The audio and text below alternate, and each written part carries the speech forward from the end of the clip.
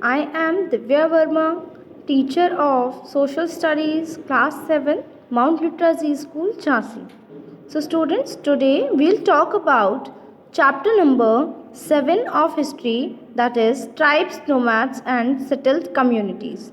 Now, if we start this chapter, here we will be seeing before starting is that before the beginning of the medieval period, society was divided on the basis of Varna system, and the Varna system is what? Where Brahmins, Kshatriyas, Vaishyas, and Shudras were the four main castes, and the Brahmins held most important position and defined the rules of Varna system.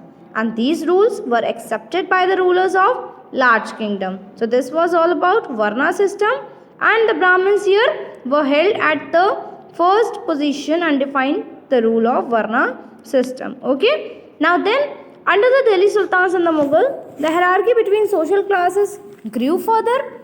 This way, the development of different types of towns like administrative, commercial, and the temple town, these towns led to many social changes in the medieval India, and this further led to the emergence of different societies. So, many of the newly created societies did not follow the social rules and rituals which were laid down by the Brahmins.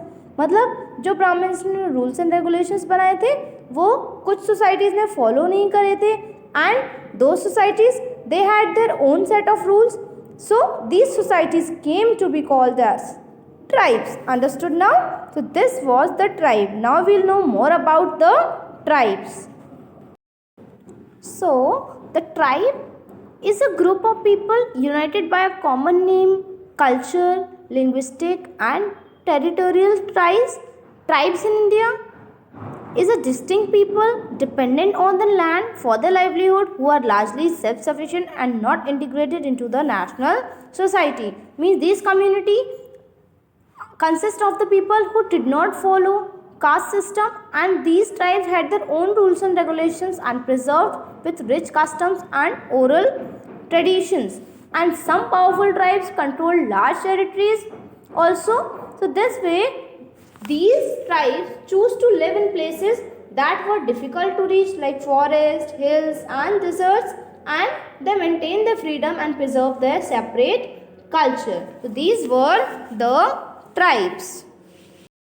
Then afterwards, new subcaste emerged within the earlier caste, and those castes were popularly called the jatis, and the jatis consisted of the tribes and social groups that were included in the caste-based societies. Some examples are specialized artisans like smiths, carpenters, and masons, and these jatis became the basis for organization of the societies. And then the societies evolved differently in different places. Therefore, over a period of time, many political, economic, and social changes affected the jati system in different parts of the Indian subcontinent. And the jati provides identity, security, and status, but over time it has opened to changes based on economic, social, and political influences. Understood? Now, with the coming of Britishers, there came a big change in the tribal life, like British colonization brought changes in tribal society and economy. Several factors are identified which have brought about changes in the tribal culture. Then, measures undertaken by the government, communication facilities, spread of education, process of urbanization, occupation, and many more changes. Okay, so these can lead to the changes nature of tribal society. With time, they were exposed to new culture. Many of them settled life, adopted better methods of agriculture. The Mughals tried to extract taxes, and some powerful tribe groups also exist. Okay, so these were such changes which came into the tribal life.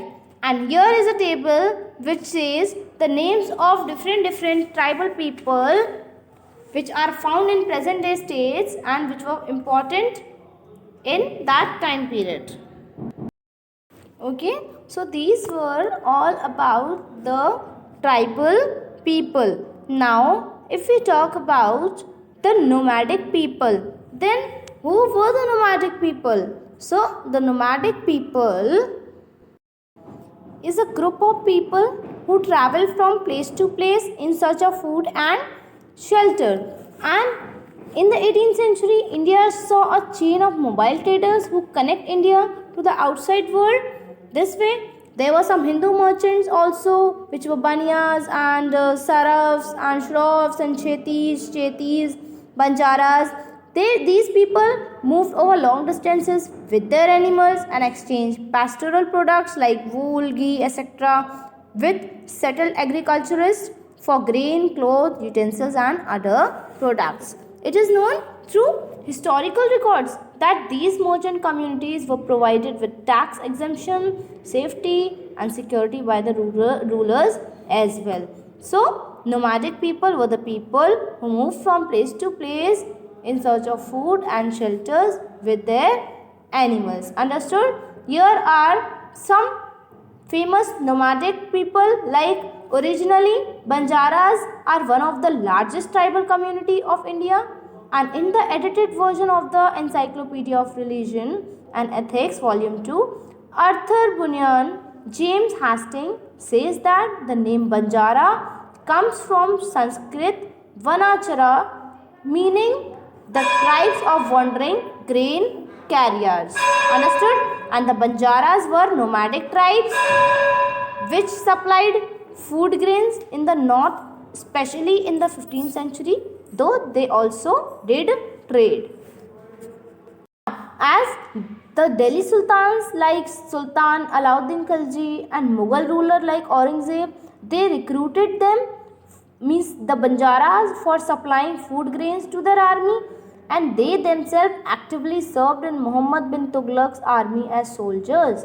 Means these Banjaras themselves served in Muhammad bin Tughlaq's army as soldiers. Even some Banjaras were involved in transportation work for the existence of their community.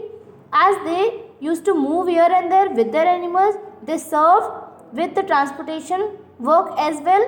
They worked as peddlers and porters in the Mughal army as well. Even as mentioned, the Banjara community had served in the Mughal army as porters and peddlers. But afterwards, when the British introduced railways in British India in 1853, the growth of market economy and transport system badly affected the life and livelihood of the Banjaras. Then, as a result, some of them became agricultural laborers on wasteland and in the forest tracts. Means this way, Banjara's life were affected too much with the introduction of railways by the Britishers.